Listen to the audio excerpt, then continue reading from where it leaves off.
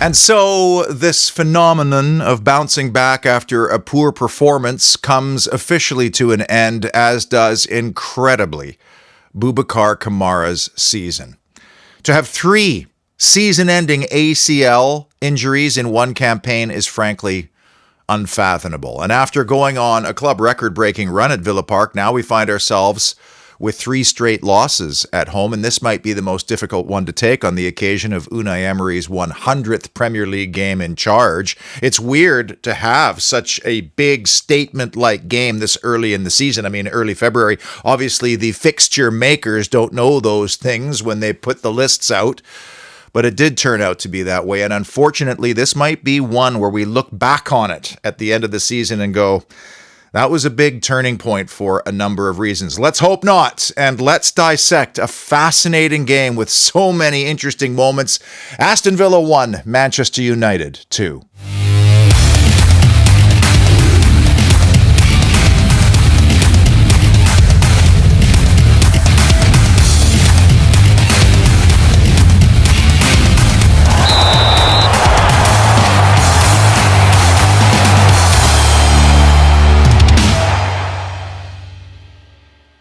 I'm sure, like me, you probably have a lot of United people in your life who tend to pop up when this fixture comes around, because after all, they are one of the biggest clubs in the world, as the media wants you to believe. And so, despite the irritation of taking 0 points off them in yet another campaign, then you have to deal with the inevitable annoying banter from people who you don't hear from a year. But then, there's that again to remind me that we are completely and utterly inept against their team every single season. We have a 2-0 lead at Old Trafford. Yes, we were second best in that game, but if we go out and get the 3-0 goal in that second half, could have been a completely different story.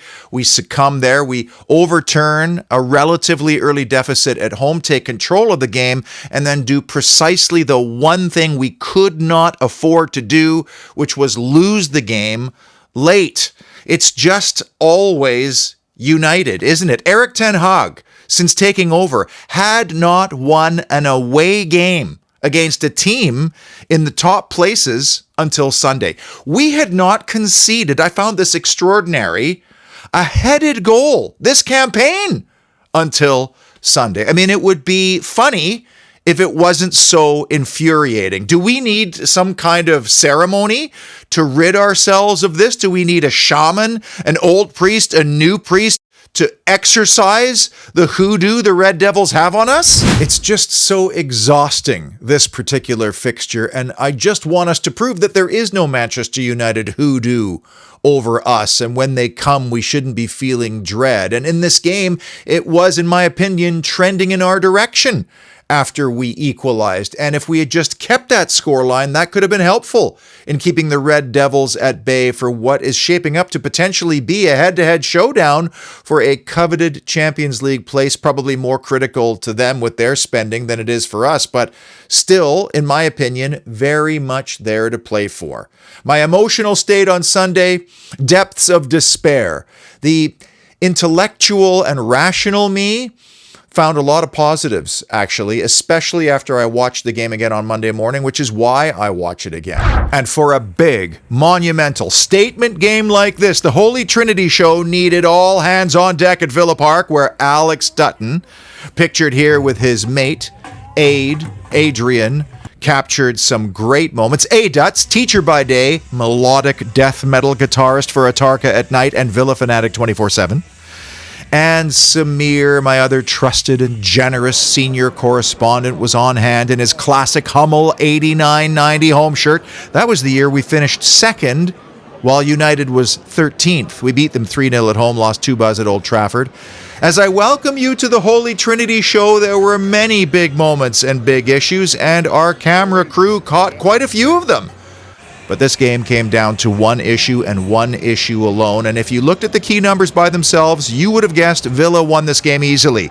The expected goals, big chances created, shot attempts versus shots on target, significant. But ultimately, aerial duels won, which favored the visitors by a wide margin, Also led to United's 2 goals. During my midweek Chelsea FA Cup review, I predicted that it would be the same lineup starting against Manchester United the following Sunday. I was pretty much 99% correct, just Jacob Ramsey coming in for Yuri Tielemans. I like John McGinn playing in the pocket, although with the Kamara injury, I'm not sure we're going to see that anymore now. And here's where we did miss Ezri Konsa. You know there was going to be counter-attacking football. His pace is an asset. He doesn't get dribbled around, and we certainly could have used his aerial ability on both sides of the ball and in both penalty areas. Same too for Pau Torres. This game just came a little bit too early for our 6'3" central defender. But let's hope we're not talking about Pau Torres sitting on the bench any longer after this weekend. Just on Jacob Ramsey's performance, I believe the chances that he created or was involved in, and the pace, of course, he brought, justified the selection.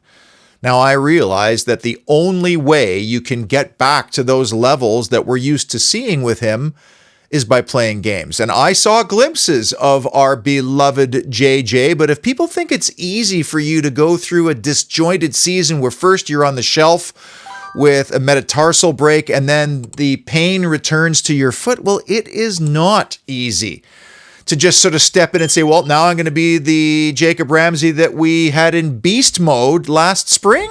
I get very uncomfortable having to read the abuse certain players take after games on social media, and Jacob Ramsey, one of our own, was getting utterly pelted on Sunday, probably by people who could not make a 15-yard accurate pass with no pressure on them to save their own lives. And there'll be nobody on the park more disappointed or frustrated by missed opportunities or squandered situations than Ramsey himself. But the hardest thing to get back when you're reintegrating into a first-team environment after being besieged by injuries is proper match timing. There were 2 great examples in the first half where Ramsey was driving with the ball on the counter, and in both situations, he had a teammate open on the left. And this is what you want. You want 2v1 situations against defenders, which leads to indecision. And the best thing you can do is drive the defender to commit and then play the ball. Well, in the first one, he plays the ball very early, which in my opinion makes it easy to defend. And then on the second one, which Alex actually caught on his cell phone, he kind of telegraphs what he's going to do from the very beginning, and the pass is cut out by Dalot. The one that Bailey plays through for him, you could see there is a split second of hesitation, and that's the difference between the ball sticking to him and rolling off his toe. He has another one in the second half where he gets a nice cutback. Ideally, he smacks it clean, first time, and tests the goalkeeper. But these are examples of a player who's trying to regain form and get from a 5.5 out of 10 back up to a 7.5 out of 10, which he was for most of last year. When do I pass? When do I drive with it? When do I dribble? When do I break? All of those things take time. We should not be surprised. And I'll tell you what encourages me, and I'm not trying to make excuses for JJ, but he was getting into those positions. That's the encouraging sign. And oh, is he whip it quick. I mean, the kid is rapid, and we saw that numerous times. I'm telling you now, if he stays healthy, he will contribute, and he will do so in a meaningful way before the season's over. Unai Emery was openly happy to reference the game plan and all the things he wanted to accomplish going into the United match, and one of the first things was to limit the transition and the transitional moments, usually coming from a turnover in midfield via the press. It's a long ball, and now you've got Garnacho or Rashford sprinting at your fullbacks. And that has been a key problem in other games like Newcastle and Chelsea, where they are kind of loaded with fast and dynamic wide players. So we did a good job of limiting that. In fact, if you look at this game compared to the one at Old Trafford on Boxing Day, I mean, it was a completely different contest, unfortunately, with the same result. I think the reason why we had success in that department was because we controlled the middle of the field much, much better, and we did not succumb to the press as much as we did against Chelsea and Newcastle. And that comes down to the combinations and support of Luiz, Kamara, and at times McGinn. Good both in possession and out of possession. We had support on the football, and we moved the ball quicker. We reduced the touches, which is what I was hoping we'd see after Chelsea, because that was a big problem in the last 2 home losses. So they addressed that issue, and that's a real positive sign for me. The next big task on Unai Emery's match to-do list was to take control of the game, which I talk about a lot. And for the most part, I think we did. The 2 United goals, ironically, came from dead ball situations. Free kick leading to a corner, corner to goal. And the second one started with a throw-in 4 to 5 passes later, and it was 2-1. And one of the challenges in this sticky patch that everybody's calling it is that against Newcastle and Chelsea, we conceded first, and then we conceded again shortly thereafter. So the good news is, after United scored, either to our credit or their discredit, we did get control of the game, and we did have it for large portions. And that limited the amount of times they could have those transitional moments where they break on the counter. So our worst injury fears confirmed with Boubacar Kamara, a 3rd ACL injury in the same campaign, which is confounding. Of course, he had problems with his knee previously, and we missed him for spells last year, and we survived without Boubacar Kamara for long stretches, but now we're facing John McGinn and Douglas Luiz double pivot potentially.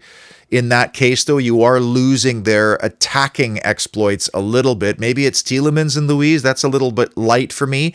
Perhaps the positive outcome of this is that we do get to see Big Tim more regularly. There's no point for these kids to sit on the bench and not play. They've got to play. At some point, you have to make the decision, let's bed these players in and see what they can do. But what we lose is a specialist, a guy who can hunt down, slow down, close down, and sometimes terminate transitional play all by himself. And we don't have anybody in our team that does that right now. Big moment number 3, the 0-1 opening goal.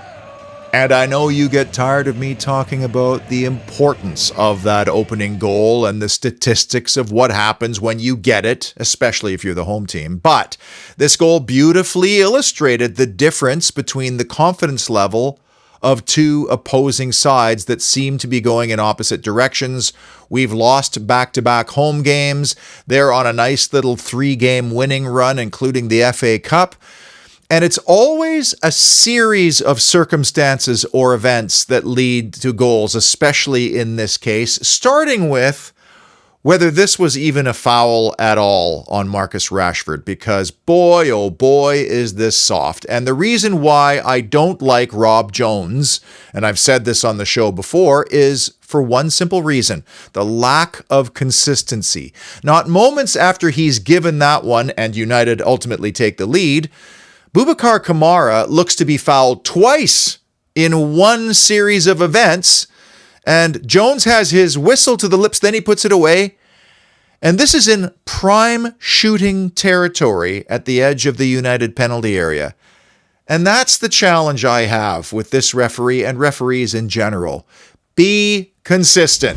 After the free kick is awarded, it's played in, and Casemiro is in an offside position as the ball flies towards him. Obviously, the assistant referee will not put his flag up there. They never do. But he does put his flag up when Emi Martinez goes and tries to stop the ball from going over the byline. So, is that selective vision? Perhaps it did, in fairness, look like it was out from the TV angle, but only one guy could tell for sure, and that was the assistant. And I bring this up because there are 3 somewhat iffy moments that all go in favor of Manchester United, and lo and behold, they score from the subsequent corner. The next big issue was the total mismatch on the Harry Maguire marking situation on set pieces. And I love United fans. They always make these preemptive excuses before games. Oh, we're going to concede a ton of goals, and Harry Maguire is a liability. You should probably have no problem scoring 3 or 4 today. And then, of course, they call you up after and give you grief for winning the game. What I saw was in Harry Maguire, a very effective player in both penalty areas. And Boubacar Kamara, bless him, but that's not his thing, winning aerial duels. And he was the focal point of virtually every single set piece, and he should have been. And I just wonder, had Ezri Konsa been fit and available, might that have been his assignment? Or Pau Torres, for example, if he was available, just simply stature-wise. And as much as Ollie Watkins has been very good on defensive duties from set pieces, if he takes one giant step out, this goal is chalked off. Usually it's Ollie Watkins who wins the ball at the near post.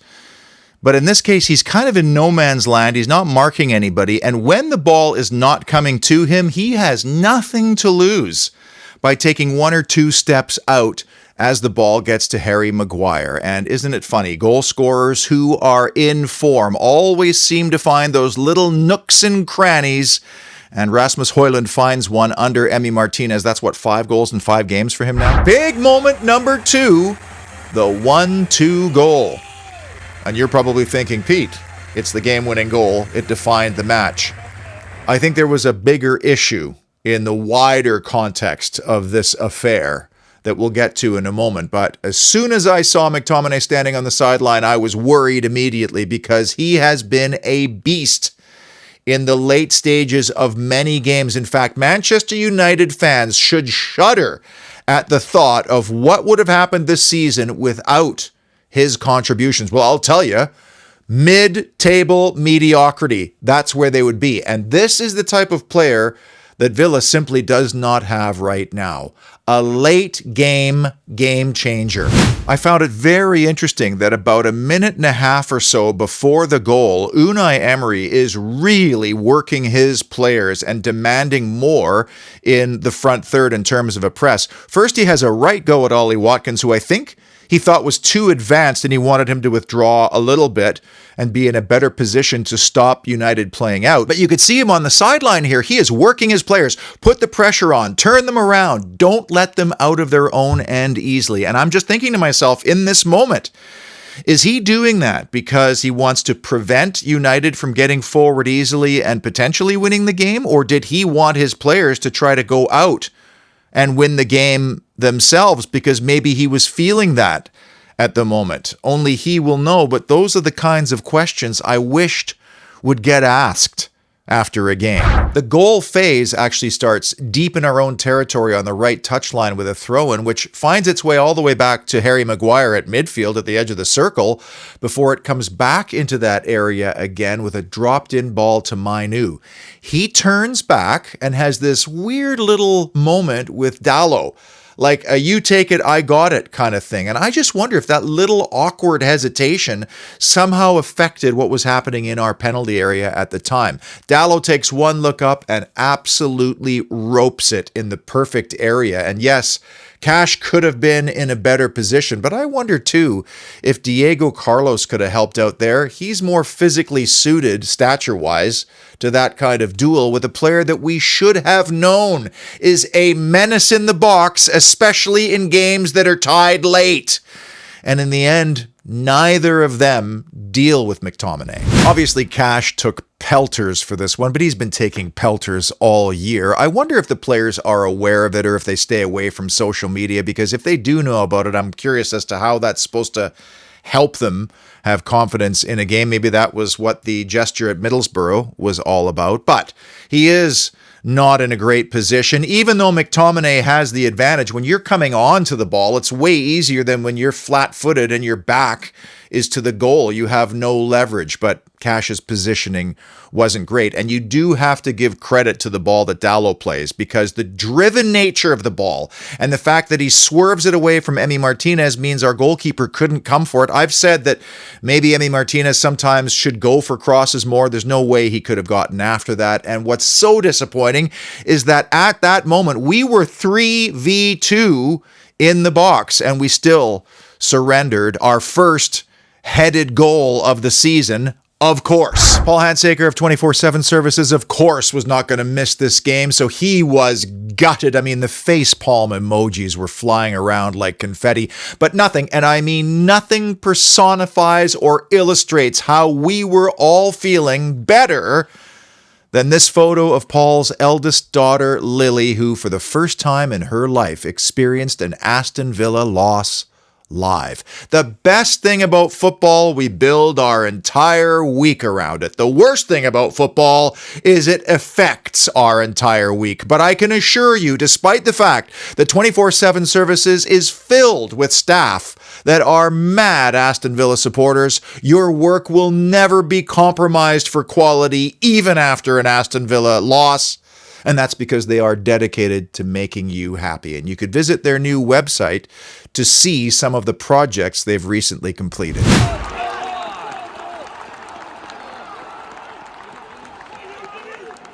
And the number one big issue that defined Villa 1, United 2, precision problems. The reason why the McTominay goal wasn't the number one big moment of this game was because Aston Villa created enough circumstances and opportunities to win this game, I think, comfortably, or at least change the dynamic of the game much earlier than the 2-1 goal. And the problem with being in a difficult patch against some good opponents, Sheffield United aside, is one simple thing. It is composure. Earlier this year, we were burying half chances at will, even in games where we weren't as good as in this one. It could take us 10 minutes just to review all the great situations and positions we got into, but when you are not firing, you're kind of snatching at things. And is that because the little voice inside your head keeps telling you this is a big game, this is a statement game, this is a monumental moment in our season, which gets whipped up by fans and media alike? I don't know. But a great example, John McGinn's long ranger in the first half, where he goes laces on it and puts it at a very good height for Onana. All power, no placement. And McGinn would be the first one to say, when he looked at that again, he'd say, yeah, if I could have gone and bent it lower, might have been 1-1 there. I found it very cool to hear that John McGinn was working with Austin McPhee and TrackMan, the golfing tool, to help work on the mechanics of his shooting. And what they determined basically was that McGinn doesn't need to even use his laces, because his mechanics and the power he generates from that big bum of his, which is where the power comes from, the glutes, allowed him to use his left instep to curl, guide, or place the ball with almost as much power. And you just wonder, in this circumstance, had he tried that and curled it bottom corner, for example, whether Onana would have gotten there, because he just puts a lot of power behind it, but in a good location. And that's especially true when you see it from behind McGinn. McGinn also made a great point post-match about Douglas Luiz. He had two really good chances fall straight to him, unfortunately, on his weaker left foot. The one at the edge of the box, he just couldn't shift it in time, but we've seen him score from that location.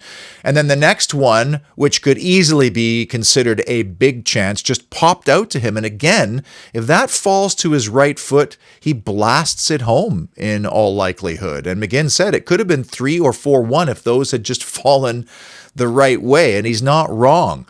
His goal was tidy, though, Douglas, and so was the celebration. I'm sure you felt it just like I did at that time. When the ball went into the goal, I thought the momentum was going to turn, and I actually thought an Aston Villa goal was far more inevitable, especially really quickly after that point. The chance Ollie Watkins had on the redirect was a big chance, and I feel like, again, he was just trying to make contact and not worry about a particular technique, because if that's a soft touch along the floor either side, that's a goal, and the power of Cash's delivery would have ensured that. Then there was the one that John McGinn slipped through to Watkins with a beautiful first touch.